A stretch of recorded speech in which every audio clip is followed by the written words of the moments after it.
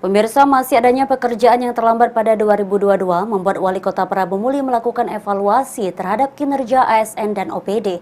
Dengan harapan tahun 2023 setiap kepala OPD dapat melahirkan inovasi.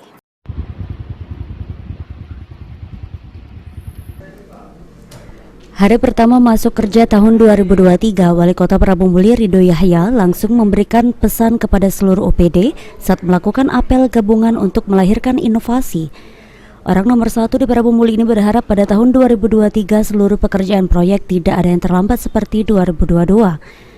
Awal tahun ini bukan waktunya untuk bersantai, di mana Ridho meminta pada Januari setiap OPD yang memiliki pekerjaan mulai merancang RAB, sehingga akhir Januari semua pekerjaan bisa ditender.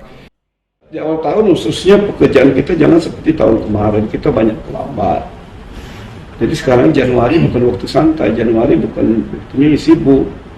Bagi yang punya pekerjaannya sibuk membuat rap apa-apa. Kalau bisa ya akhir Januari ya sudah tender kalau seperti harapan kita semua. Ya penekanan kita ya itu tadi harus lebih giat lagi. Ya itu harapan kita. Sama halnya dengan Wali Kota, Sekretaris Daerah Elman juga berharap pada tahun ini semua pekerjaan harus dievaluasi. Dalam refleksi 2022, Sekda mengaku masih ada OPD yang kendor dalam menjalankan program pemerintah atau tidak mencapai target. Sehingga dirinya mengimbau kepada para kepala OPD dapat memberdayakan strukturalnya dengan maksimal.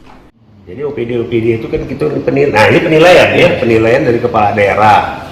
Dari Pak Wali, Pak Waku penilaian dan diteruskan kepada kami, gitu kan. Nah itu tentu masih ada. Nah inilah kita memacu kepala OPD harus lebih lagi. Tapi kepala OPD ini harus memperdayakan karena struktural. Artinya sekretaris, kepala bidang itu yang harus diperdayakan. Jadi satu organisasi itu harus berjalan. Tidak mungkin kepala OPD baik.